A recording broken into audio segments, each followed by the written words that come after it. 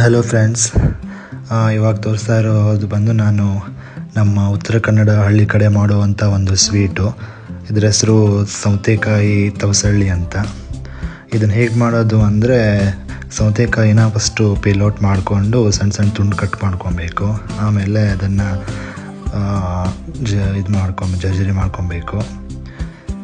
Next ಅದನ್ನೆಲ್ಲ ತೆಗೆದು ಒಂದು ಪಾತ್ರೆಲಿ ಹಾಕ್ಕೊಂಡು ಅದಕ್ಕೆ ರವೆ ಮತ್ತು ತೆಂಗಿನಕಾಯಿ ಹುರಿದಿರುವಂಥ ಒಂದು ಮಿಕ್ಸರ್ ಮಾಡಬೇಕು. ಅದಾದ ನಂತರ ಅದಕ್ಕೆ ನಮ್ಮ ಊರ ಕಡೆ ಸಿಗುತ್ತೆ ಅಲ್ವಾ ಬೆಲ್ಲ, ಆ ಬೆಲ್ಲ ಹಾಕಬೇಕು. ಆಮೇಲೆ ರುಚಿಗೆ ಎಷ್ಟು ಬೇಕಾಗುತ್ತೆ ಒಂದು ಅಂದಾಜಲ್ಲಿ ಉಪ್ಪು ಹಾಕ್ಕೋಬೇಕು. ನೆಕ್ಸ್ಟ್ ಅದನ್ನು ಚೆನ್ನಾಗಿ ಮಿಕ್ಸ್ ಮಾಡ್ಕೊಬೇಕು. ಅದಾದಮೇಲೆ ಒಂದು ಸ್ವಲ್ಪ ಹೊತ್ತು ಅದನ್ನು ಚೆನ್ನಾಗಿ ಒಂದು 10 ಮಿನಿಟ್ಸು ಈ ಥರ ಮಾಡ್ಕೋಬೇಕಾಗತ್ತೆ. ಅದೆಲ್ಲ ಒಳ್ಳೆ ಮಿಕ್ಸ್ ಆಗಬೇಕು.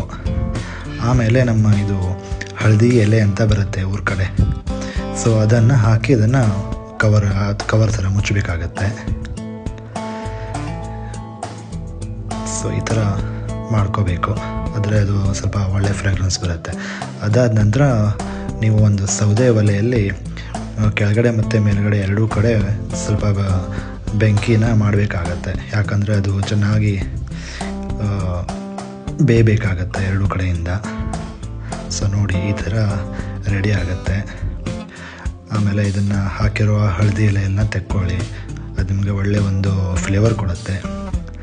ನೋಡಿ, ಇದು ಇವಾಗ ರೆಡಿ ಆಗಿದೆ. ನೋಡೋಣ ಟೇಸ್ಟು. ನೋಡಿ, ಈ ಥರ ಸ್ಲೈಸ್ನ ಹಾಕ್ಕೊಂಡು ತುಪ್ಪ ಬೇಕು ಅಂದರೆ ತುಪ್ಪ ಹಾಕ್ಕೊಂಡು ತಿನ್ಬೋದು, ಇಲ್ಲ ಅಂದರೆ ನಿಮಗೆ ಕರ್ಡ್ ಹಾಕ್ಕೊಂಡು ತಿನ್ಬೋದು. ಟೇಸ್ಟ್ ಮತ್ತು ತುಂಬಾ ಚೆನ್ನಾಗಿರುತ್ತೆ. ಒಂದ್ಸಲ ಟ್ರೈ ಮಾಡಿ ನೋಡಿ ನಮ್ಮ ಊರ ಕಡೆ ಒಂದು ತಿಂಡಿನ. Thank you guys.